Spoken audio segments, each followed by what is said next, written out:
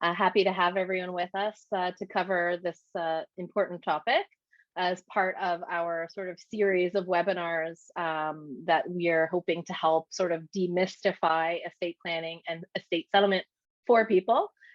So I'm gonna go.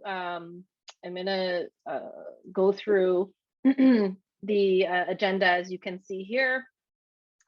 We will likely be under an hour, and we're going to try to leave a fair bit of time for a question and answer period. We did receive some questions in advance, actually many questions in advance. We appreciate you guys submitting those questions. We're going to do our best. Some of them I think will be answered throughout the presentation.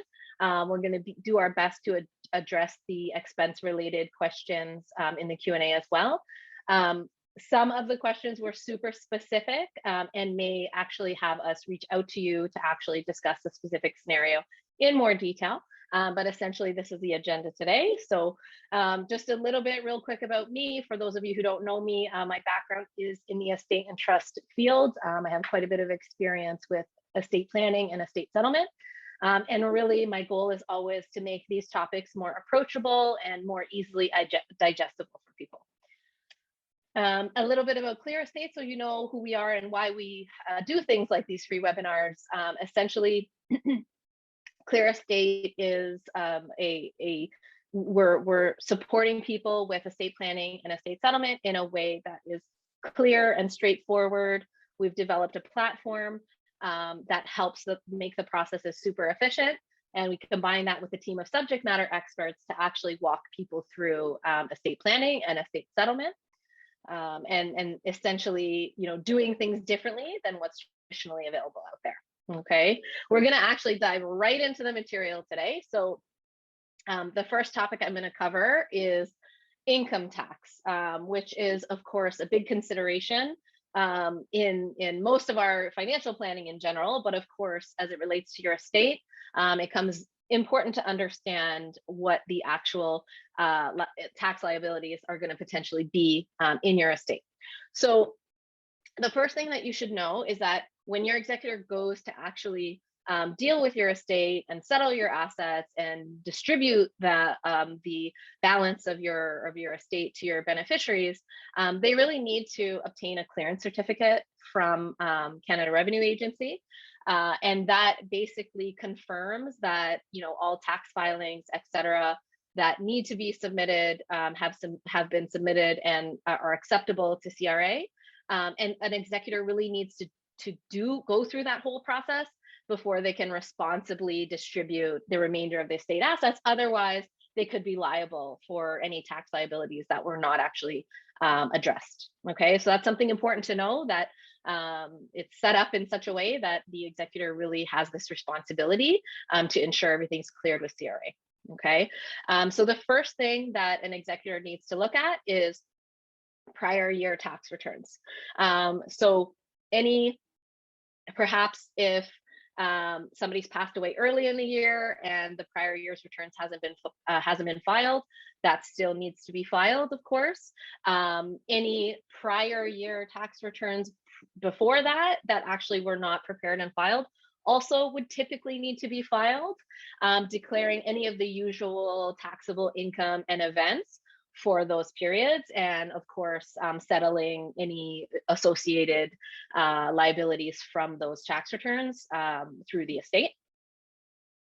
The second piece is the final returns.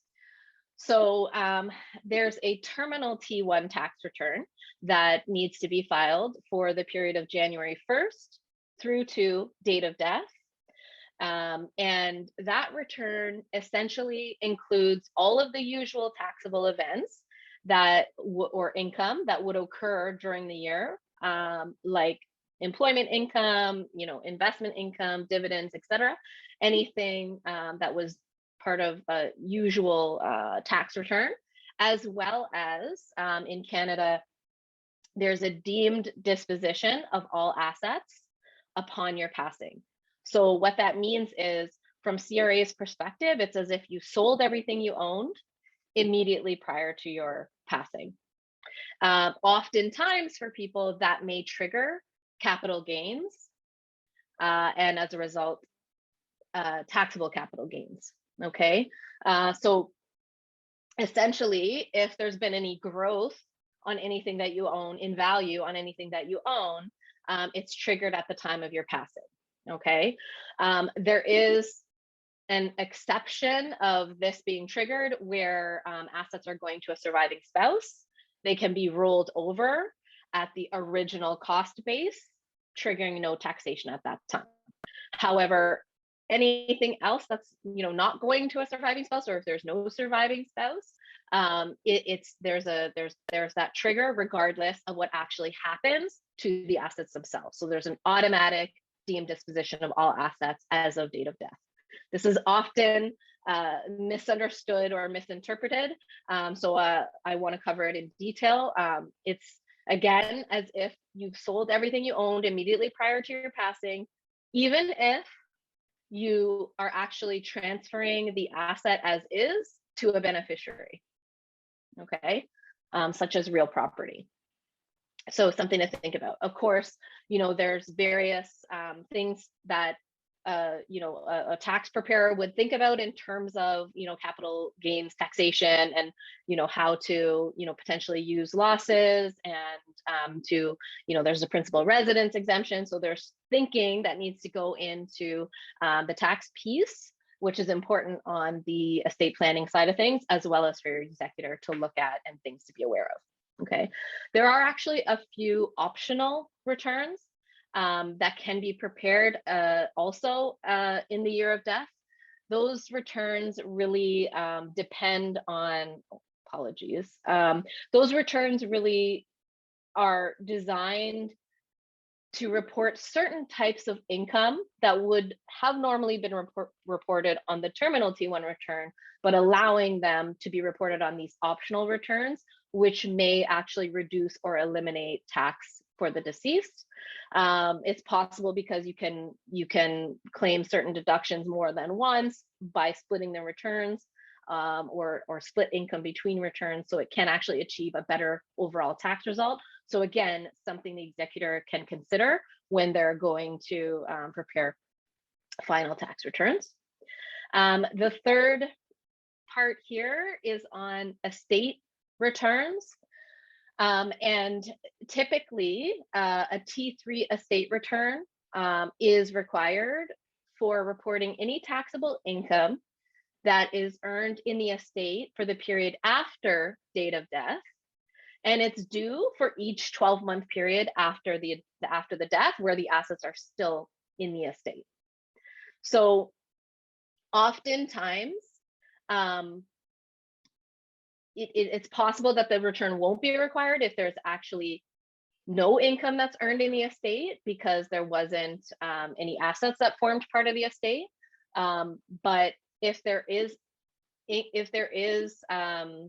any type of assets that form part of the estate, likely even an investment account that's going to continue to earn investment income, that would be considered taxable and would be filed on an estate T3 return. And oftentimes, depending on sort of timing and the progress that an executor can make in the estate settlement, how quickly they can get things done, the first estate return can actually also be a final estate return. So it can be treated as a first and final return if you're actually ready to distribute the funds from the estate and there's really no further income that's going to be earned. And if you can do that within a 12-month period, then you're able to just file the one return. In terms of the next topic here, which is probate fees, which is again a somewhat misunderstood, misunderstood expense in an estate. So I'm going to try to go through it in a little bit of detail, and I will share. Sorry, my mouse is going crazy here. So I want to first clarify that probate is defined as a court process which validates the estate representative and their authority, as well as the original will, if there actually is an original will. Okay. And essentially, probate can be required by any third party who the executor goes to deal with in the estate settlement.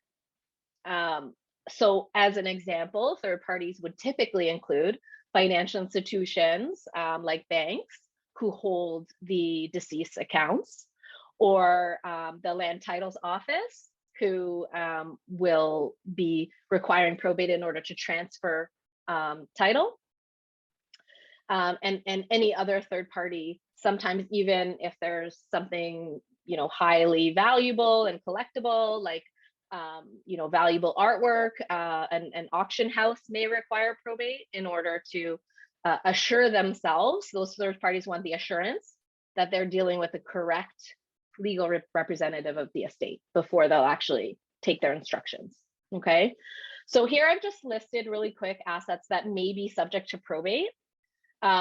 And essentially the summary of it is that anything that was held in the deceased individual name and does not have named designated beneficiaries, like you can do with life insurance or registered plans, that those assets will form part of the deceased person's estate and will actually, or may be, subject to probate. And I say maybe because there are some exceptions. For example, if a bank account is under a certain value, perhaps the financial institutions would waive the requirement for probate. If you know, if somebody has implemented some, you know, additional strategies around probate avoidance, then, you know, it's possible that, you know, assets may not be subject to probate. But generally speaking, these are the types of assets that are typically subject to probate. And how probate fees are calculated, and I'm going to share with you here a few different, I'm going to share with you the calculations for all the provinces, but I'm just going to mention a few because it does vary sometimes significantly from province to province. So it's based on the individual legislation in the province as to how probate fees are calculated or how they're charged. They're always based on the date of death value of the estate assets. Okay. And I want to clarify too that probate fees in Ontario, for example, are referred to also as estate administration tax. And generally speaking, sometimes people will say, you know, death taxes or estate taxes. And sometimes there's a little bit of confusion between what I talked about in the previous slide, which is income tax and income taxation, and probate fees and probate tax. Those are two different layers of fees and taxations. And ultimately, one doesn't really have an impact on the other, right? Probate fees are charged based on the date of death value of the estate assets, and nothing else is really taken into consideration when you're calculating probate fees. I will say though, because it's a question that almost always comes up in almost all jurisdictions, I believe all Canadian jurisdictions, any encumbrances against real estate can be deducted from the date of death value of the estate for probate purposes. So of course, that's why I have here equity in real estate, because you can actually deduct a mortgage or a lien that's on the, or sorry, a line of credit against a property that's from the probate amount. And you can see here, apologies, I can't see, oh here. You can see here that Alberta, for example, it's tiered, but the max is actually $525 on estates over 250,000, which is actually pretty reasonable by comparing it with most provinces. British Columbia, there's a break if it's under 25,000, but it is 1.4% if the estate's over $50,000. And Manitoba, the lucky province, actually has no probate fees whatsoever. So that is not an expense for estates that are in Manitoba. I'm going to skip a couple here, but you can see all of the provinces essentially have different ways of calculating the probate fees. Nova Scotia, I will mention, special mention, they do have a tiered fee schedule for probate fees. But actually, the highest tier that they have on estates over $50,000 is a 1.695%, which is actually the highest of any province potentially, just depending on how the tiers work. Of course, Ontario, you have a sort of break on the first $50,000 of an estate. However, probate fees are charged 1.5% on the balance of the estate over 50,000. And I will take a second to clarify here that if probate is not required at all in your estate settlement, then no probate fees will be assessed or payable.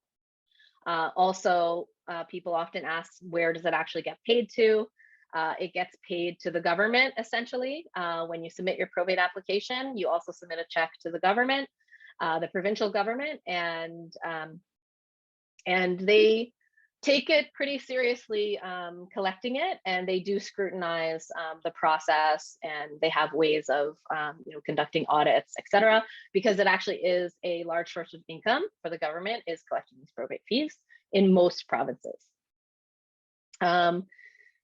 The other province I was going to mention, Quebec, there is no probate fees technically, but there is a court filing fee. And Saskatchewan has a straightforward 0.7%. So you can see it really does vary depending on the province that you're located in. Yukon, yep. Now, other expenses that you may encounter in your estate settlement. Immediate expenses.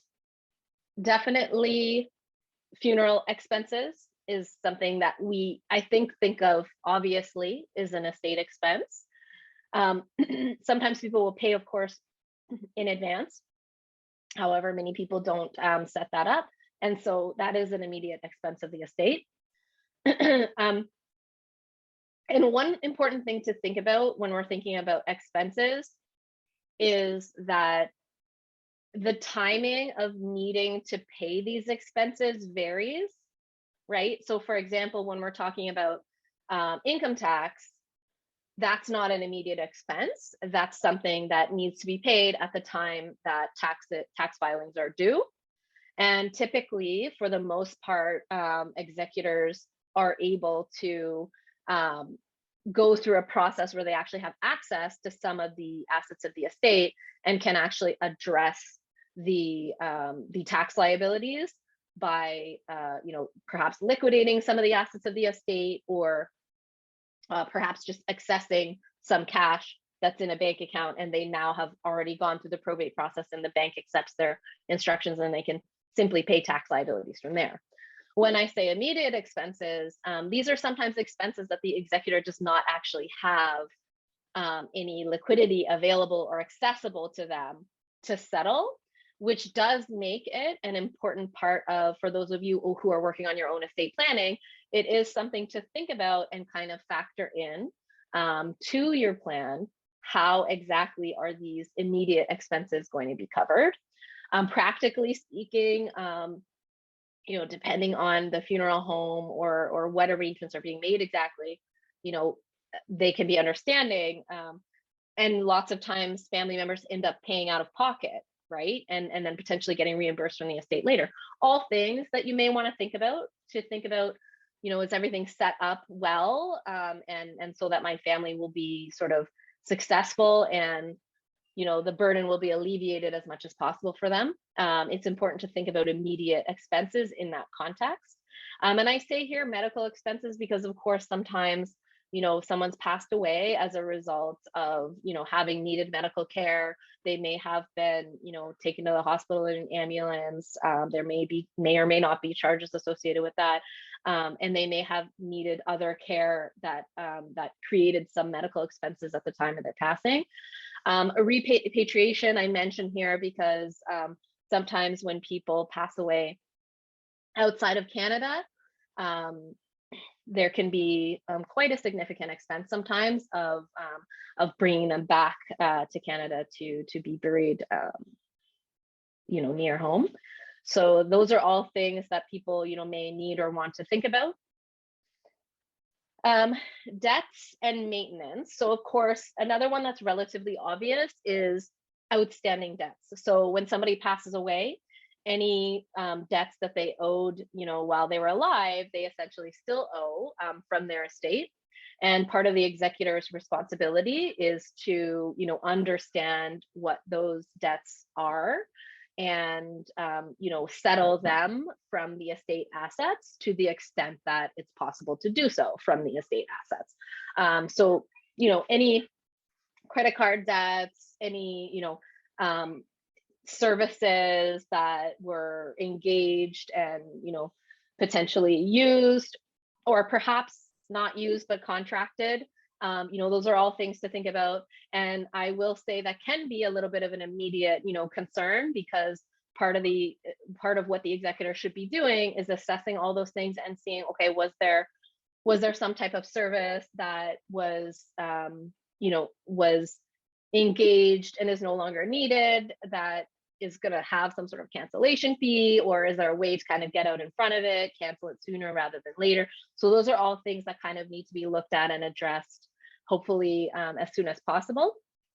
And then some things that people, may not think as much about is the ongoing maintenance for the preservation and protection of assets. I'll go into a little bit of detail here. So part of the executor's responsibilities is also, preserving and protecting the estate assets for the benefit of the beneficiaries. And so depending on what the assets actually are, in some cases that's, relatively straightforward. It's sitting in a bank account. Okay, that's great.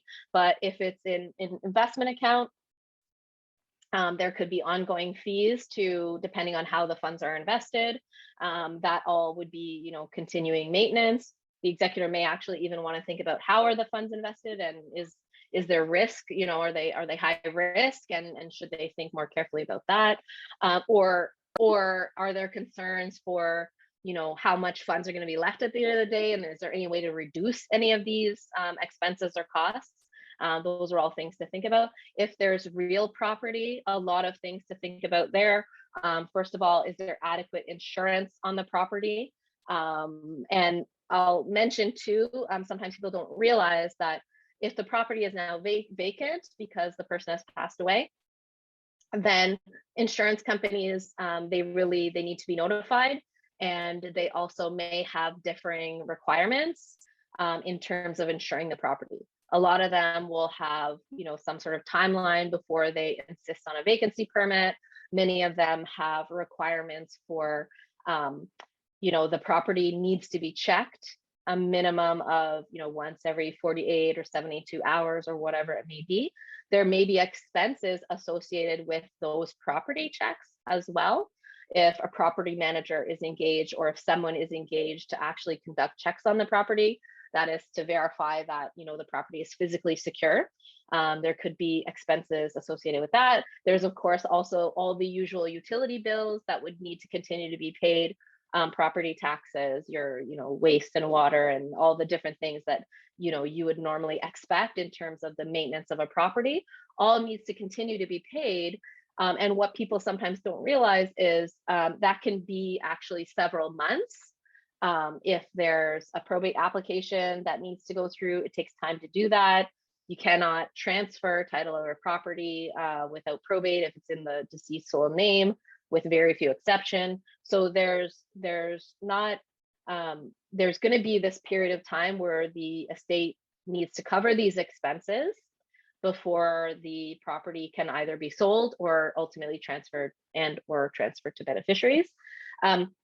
Repairs I put in there because, generally speaking, you may not be doing any big, renovations or anything fancy or unnecessary, but, there's still, if something goes wrong with the property, there's also like, is there snow removal? Is there, lawn maintenance? All of those things that are just general upkeep and maintenance and ensuring that the property is actually safe and secure.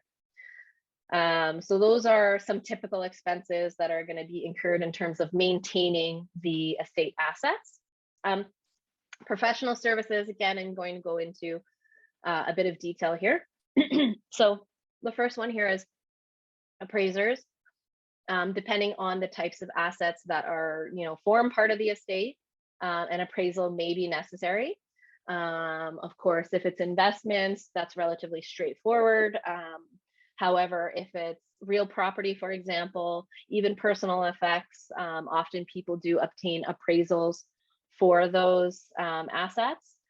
And I'll say that because I get this question a lot, is like, do I really need an appraisal? For real property, it's definitely recommended. A certified appraisal is the only sort of proof positive that an executor has to say this is the value of the property as of date of death. And there is an expense associated with that, really, depending on where you're from, where the property is located, rather. It's going to be, anywhere from a few $100s to even, $1,000, depending on the type of property. The more time that the appraiser has to spend understanding the property to assess its value, the more they typically charge. If it's a cookie cutter type of property, then that's relatively easy. But if it's, something in a remote location, and there's very few comparables, or it's, perhaps significantly valuable, and there's lots of things that have been done to the house, it takes more time and it could be more expensive to appraise. Some people will use a realtor's opinions of value, right, which are provided by realtors for free, typically. And, that's one thing that is, could be used, but if the court questions the value of the property, or if anybody questions the value of the property, a realtor's opinion of value, it's not considered a certified appraisal. And in terms of realtors, of course, the cost of a realtor that you would engage to actually sell a property is another expense of the estate, of course. Kind of incorporated with that would be, the process of actually transferring title. And typically a lawyer is engaged for that. So that would all, come out of the value of the home, of course. Property managers, I mentioned already. And the property managers, and I'll say too, property managers, may be engaged too, where there's like rental properties or things like that. So continuing to, wisely, prudently protect the properties with having property managers involved. Their potential charges also vary. Many of them charge an hourly rate with a sort of minimum fee per visit, sometimes in the hundreds as well. Auctioneers I put because, of course, there is often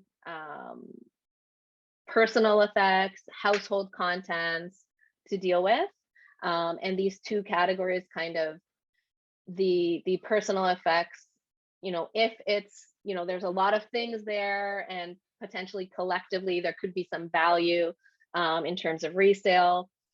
You could do a few different things. So one is you could engage an appraiser to engage personal effects, which is actually prudent because, for one, then a value for the probate application. But secondly, it may be helpful, depending on the terms of the will and the instructions for distribution of the personal effects, it may be helpful to determine, how things are being divided, because oftentimes people do leave some discretion for how their personal effects are distributed. It may, help the executor to understand, oh, that is something that's valuable that I didn't know was valuable, and things like that. So there are actually personal property appraisers, certified appraisers as well, that can come in and they'll, give a fair market value, or like, what would this get in, for resale, which is very different than replacement value or insurance value. But it would actually allow them to understand what the valuables might be, in order to assess, okay, is anything, going back to the taxable income slide, did the deemed disposition of all assets trigger any gains on the personal effects? I mean, for the vast majority of people, the answer is no, but in some cases there are some valuables that maybe have triggered capital gains. And then secondly, they know for the probate application, and thirdly, they know for distributing and dealing with it with the beneficiaries. Auctioneers may take a percentage, or not may take, they would take a percentage if they actually take all the items and go and sell them in a estate sale. They would take a percentage of that. If there is, regardless of whether there's items that are worthwhile to sell in that way, there's also going to be the cost of clearing a home typically. So depending on what's involved there, again, that can range dramatically, but you may have like certain items that are going to be donated, and then perhaps a bunch of items that are going to be scrapped, and all of that needs to be kind of worked out, and there's a cost associated with that, of course, as well. Property transfers I also put here because, of course, the actual cost to transfer some title, it's, there's fees associated with that. Like, it could be real title that's being transferred is typically part of the sale of the home. But if the home's not being sold and is going directly to a beneficiary, typically there's still a cost to actually transfer the title. Also, even vehicles, there's typically a cost with the ministry to actually transfer the title of a vehicle.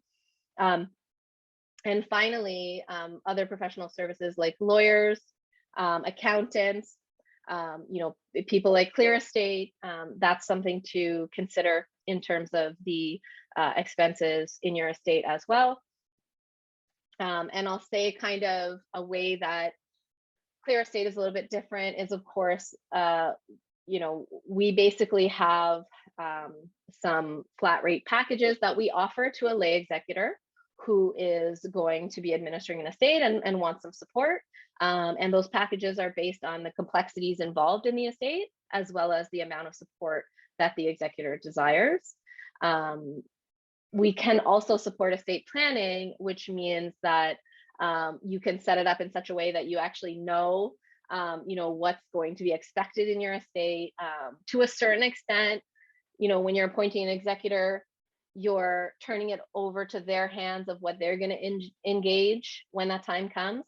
And I could say, generally speaking, most lawyers, they'll charge some type of flat rate to do a probate application, for example. That flat rate is typically in the ballpark of $2,500.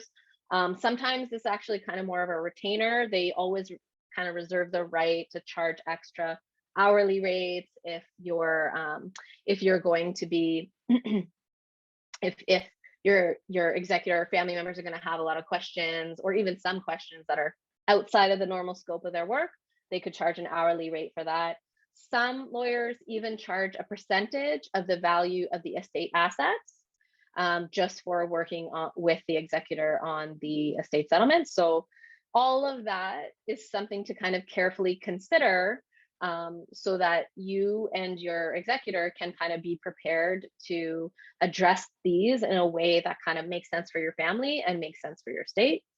Another one is, of course, accountants, and accountants who may be engaged. Again, Clear Estate does things a bit differently because we're actually able to not only prepare and file probate applications, we also prepare and file tax returns as well for the estates that we settle. So just depending on how we're engaged by the family, we could actually do that. But I will say that when you potentially go to engage an accountant to work on final returns, it is a little bit different, and it's important in all cases that you're seeking the right expertise, because some lawyers dabble in estate settlement or estate planning. Some accountants don't do a lot of final tax returns. It's important to kind of know and understand that, because you do really want to engage the right professionals who actually do this. I would say, like Clear Estate, for example, this is what we do all day, every day. So of course, we're subject matter experts on these matters. And finally, on the topic of other expenses, executor compensation. So you should be aware that your executor is entitled to compensation. Generally speaking, there's a sort of guideline that a reasonable executor compensation is 5% of the value of the estate assets. Okay, so that is definitely something to think about and consider carefully. Each jurisdiction has its own sort of legislation around, estate settlement, and things do vary. But if you're doing your own estate planning, you can think about how you feel about an executor being compensated. You can actually indicate directly in your will how they should be compensated. Okay. A couple things to know about that is, if you don't mention how they should be compensated, then in most cases, they will need the approval of all of the beneficiaries of the estate in order to take their compensation. And if the beneficiaries don't approve or agree, then they need to confirm with the court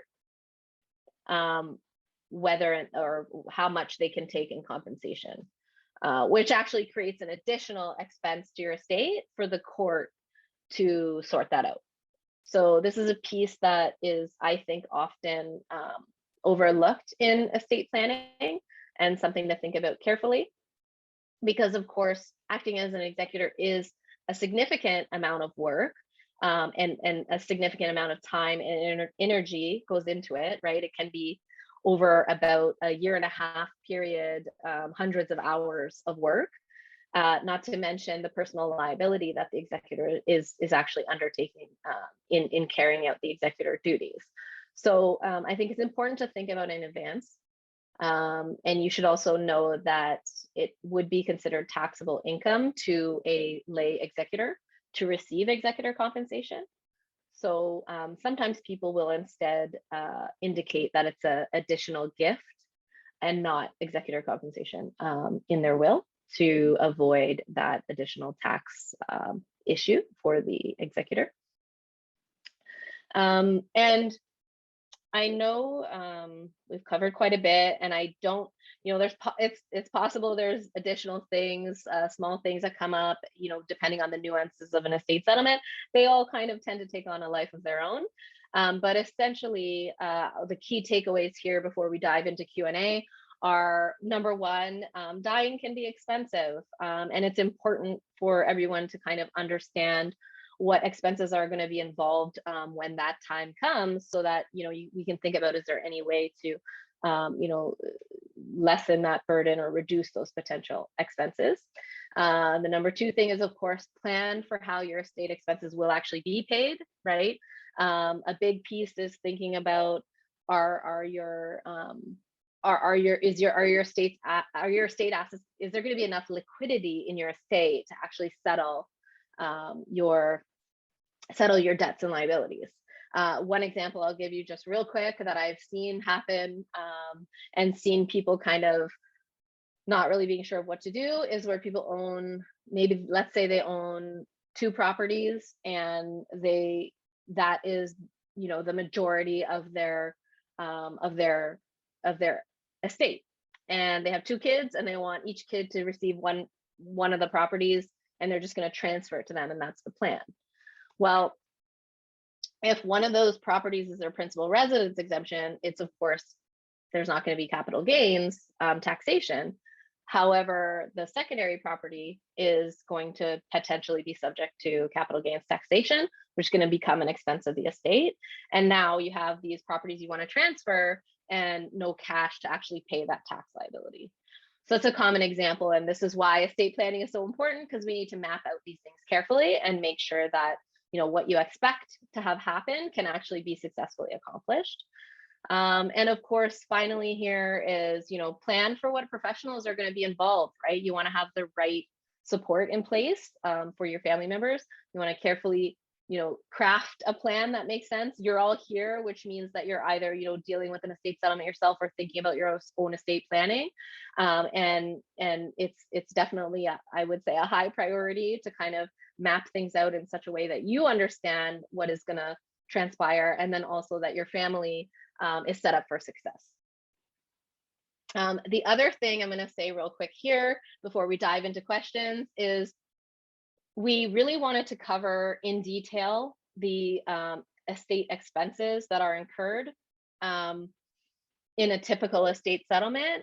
And some of the questions that came in were very much around, you know, how to potentially, you know, avoid probate specifically, which is a common question.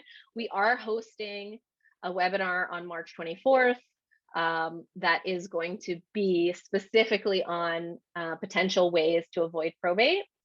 And so I think that, you know, a lot of the people that are here today may benefit from that webinar as well. So you can think about attending that one too. Okay, I think we're going to go ahead and dive right into our Q&A.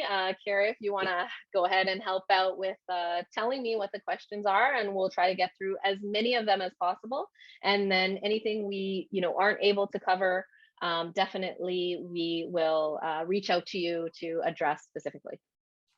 Thanks, Sarah. Here we go with the first question. With a reverse mortgage, if the house is worth less at the end because of the borrowing balloon payment exceeds the sold value, does the executor become responsible? If the reverse mortgage is arranged with an infirmed person, is it still enforceable at the end when the executor deals with the deficit?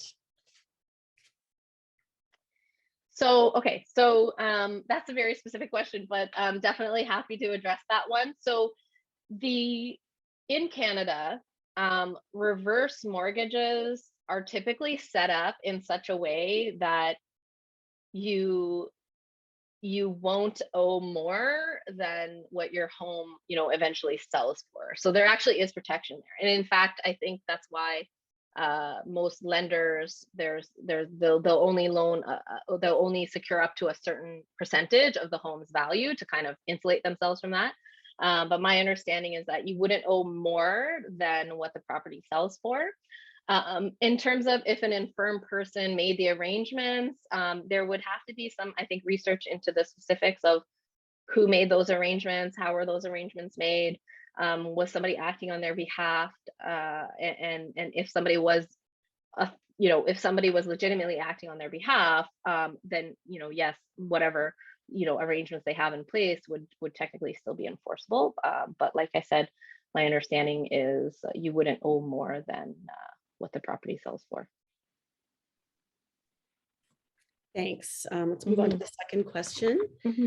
What if a loved one passed away years ago and everyone was too upset to deal with most of the things pertaining to finding the will and then carrying on with the settlement of the estate from there? Yeah, that's a really difficult one for sure. And I think happens probably a lot more often than people think. I mean, you know, from a process perspective, the same things all have to happen. It's just there's been this period of time where perhaps no one's been addressing it, and you know, if there's a probate application needed, it's still going to be, you know, the process is still going to need to be followed. The date of death value of the assets is still going to be applicable. All of that will actually still need to occur. What often sadly happens is that as things sort of linger without being addressed, the different expenses and liabilities may actually, you know, increase over time because, maybe the property wasn't being, taken care of, and things like that. And so, it really is ideally, these things are addressed sooner rather than later.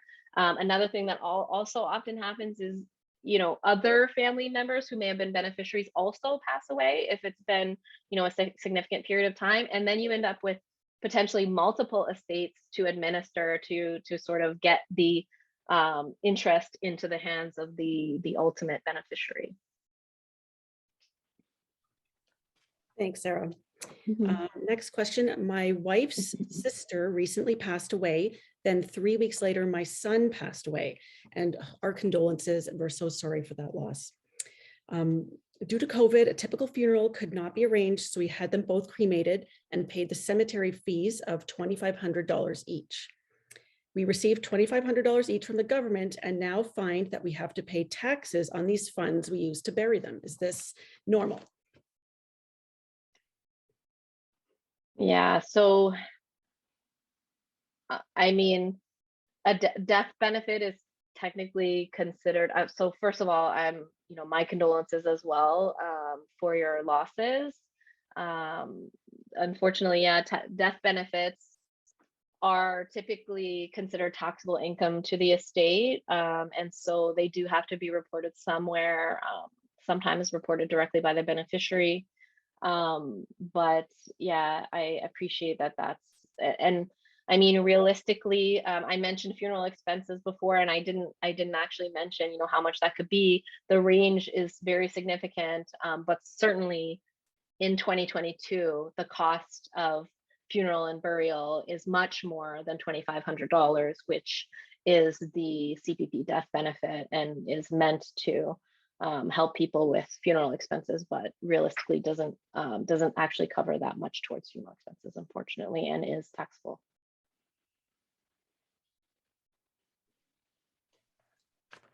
Thank you. If the will only has me as the executor and the will simply gives everything to me, is the probate process simplified? I've been taking care of my dad and all of his bills for over 10 years. All of his bank accounts are joint with me. So this would probably, the next webinar would probably be a good one for this question, but generally speaking, if the probate process is needed, it doesn't necessarily make it more simple. It doesn't change anything with the process if there's only, one beneficiary and that beneficiary is also the executor of the estate. The process is still ultimately the same. The difference is really that, as the executor, you're accountable instead of to multiple parties, you're accountable ultimately to yourself as the beneficiary. Where the process might differ is if truly all the assets are held jointly with the intention of a right of survivorship, and that's an important part to clarify, then it's possible that probate actually would not be necessary, in which case, yes, it has effectively simplified things. But again, it's really important to actually understand how probate applies, and if it's bank accounts, it's not always recorded effectively what exactly the intention is for the account, whether it's a split ownership or like joint tenants, or whether it's joint with right of survivorship. And under the law, there's no assumption between parents and adult children that it's joint with right of survivorship. So that could be simple if there's no probate. If there is probate, then it's ultimately the same process. Next question, does the executor have to pay probate fees before the will is read? And what if they don't have the funds? Great question. So definitely this kind of goes back to what I was talking about before in terms of timing of having to pay for certain debts and liabilities. And first of all, to clarify, there's technically no like reading of the will. It's something that's still often referred to, but it's not actually something that's done. What is done is in the probate, through the probate application process, the beneficiaries of the residue of the estate, the balance of the estate, are served with notice of the application as well as a copy of the will. So that is effectively the sort of reading of the will. Some families may do it just out of tradition, but it's not actually a formal required process. In terms of, how the probate fees are actually paid, so technically they're due at the time that you submit the probate application. And if you think about that, that obviously presents a bit of a timing challenge, because at the time you submit the application, you obviously don't yet have probate, which is going to allow you to access the assets. So there's a couple of ways to deal with that. One is often a bank will make an exception to requiring probate, or in order to perform certain transactions. So, for example, sometimes the bank will actually pay funeral expenses, or they'll pay directly. They'll prepare a check, bank draft for the probate fees. If they're satisfied that the person who's acting as the executor or is acting on behalf of the estate is using that for that purpose, they'll actually prepare a check for those assets. If there's actually no way to access any funds whatsoever until probate is actually granted, and you're able to maybe sell assets, then there is, in most jurisdictions, an additional process that you can go through with the court where you basically request, for Ontario, for example, you can request that you pay those probate fees afterwards. But that is a whole nother process to go through to do that. So again, really important to kind of map out your estate liabilities and how they'll be paid. Okay, we'll move on to the next question. Do all estates have to go to probate, and who determines that? Yeah. Yeah, this question comes up all the time. I think, I probably kind of addressed it, but again, like really it's when your executor goes to deal with third parties, who are they going to deal with? And are those people going to require probate, right? So no, it's not a technical legal requirement. Every time someone passes away, probate's required. For example, this is the most common time that we see that probate is not required is when the first of spouses passes away. If the spouses held everything jointly with right of survivorship, except or they had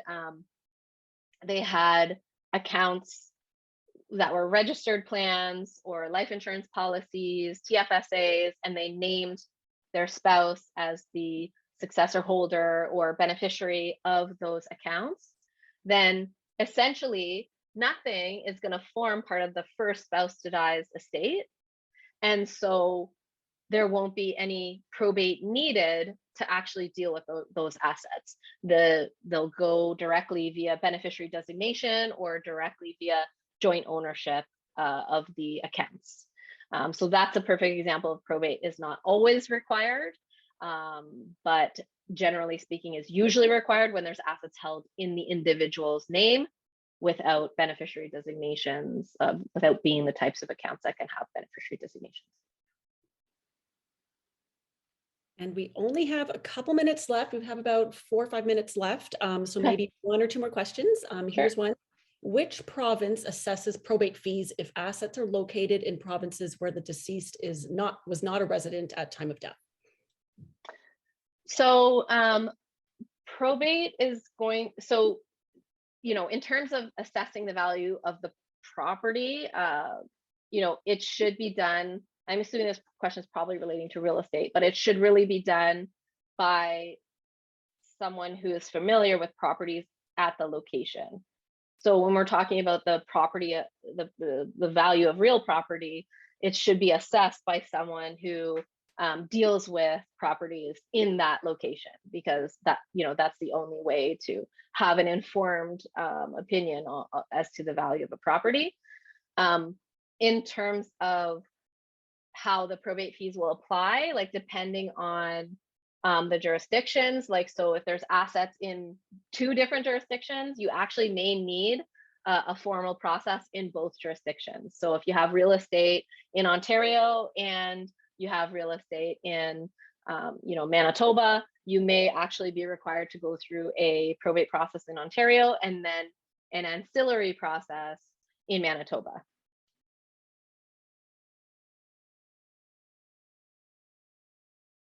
Great, let's do one more. Are the estate taxes based on the value after expenses are paid off, including the executor compensation? Yeah, great question. So I'm assuming in this context, estate taxes is referring to probate taxes or probate fees. It's always based on the date of death value of the estate assets. And the only thing you can deduct is encumbrances on real property, like a mortgage. Executor compensation is, again, each province may have its own guidelines for that, but generally speaking, executor compensation is tied to the funds that the executor receives on behalf of the estate, and then the distributions or disbursements that are paid out from the estate. And so technically we say 5%. It's technically 2.5% of funds that the executor collects, and then 2.5% of funds that are distributed. So roughly 5%, but not exactly 5%, and not necessarily, it's a different way of calculating it than you would calculate probate fees. So you may not end up with a direct correlation. Thank you so much, Sarah. Mm-hmm. So we're just about out of time, so we're going to have to end here, unfortunately. Thank you, everyone, so much for all of your great questions that you submitted. If we weren't able to answer your question, again, we will reach out and we'll get you all the information that you're looking for. And just as a reminder that we will be sending out the link to the recording, you should expect to receive that on Friday by email, so please watch your inboxes. And that's about it. Thank you so much for joining us today, and have a great rest of your day. Thanks, Carrie. Thanks, everyone.